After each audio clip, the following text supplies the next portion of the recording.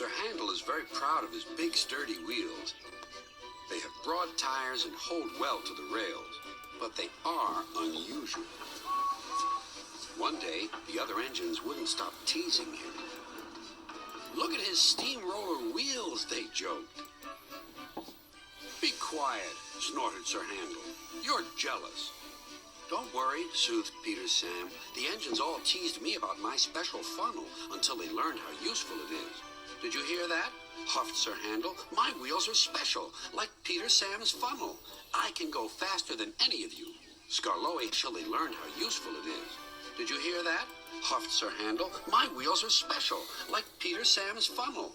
I can go faster than any of you." Skarloey had a plan to make Sir Handel see sense.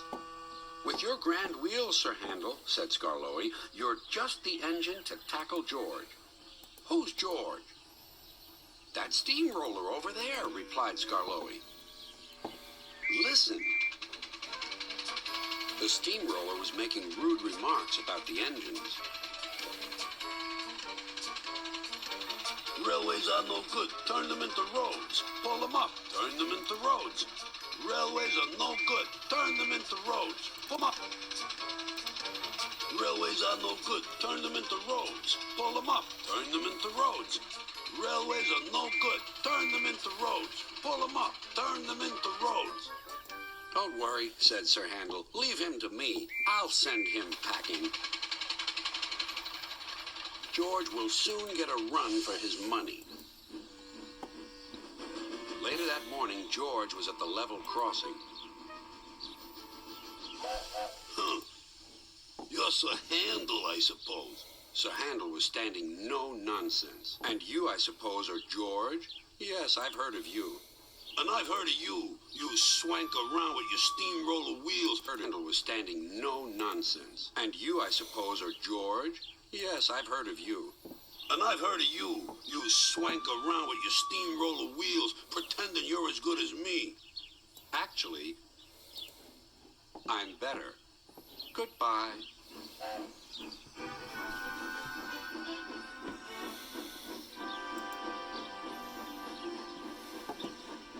George chuffered on, fuming.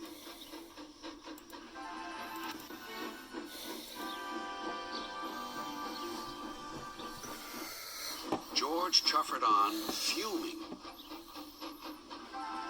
Later that day, Sir Handel brought a special load down after the last train had gone. When he had reached the road, he saw George traveling home. Sir Handel tried to attract his attention. "Beep, beep, beep." George took no notice. There was barely room to pass. Traveling home, Sir Handel tried to attract his attention. "Beep, beep, beep." George took no notice. There was barely room to pass.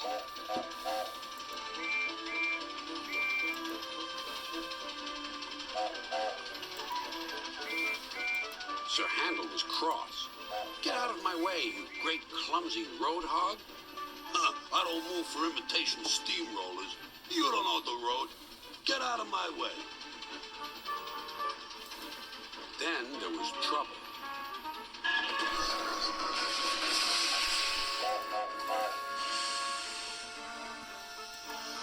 "Ah!"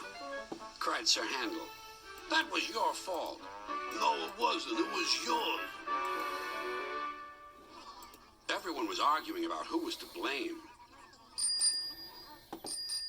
"Hello, hello, hello," said a policeman ominously. "And what's going on here?" This made everyone stop arguing. "Hello, hello, hello," said a policeman ominously. "And what's going on here?" This made everyone stop arguing. They set to work clearing up the mess instead. Next day, the workmen put up a fence between the road and the railway. Then they went away, taking George with them. Sir Handel thought he had made George go away.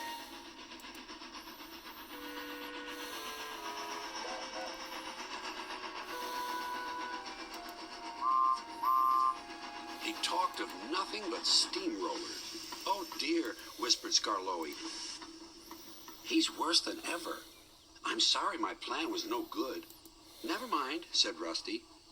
We'll think of something else. But they had no need to do that. Some boys arrived instead. They pointed to the engine and cried, "Look, here's Sir Handel. He tried to race a steamroller, but the steamroller nearly beat him." Sir Handel never mentions steamrollers now.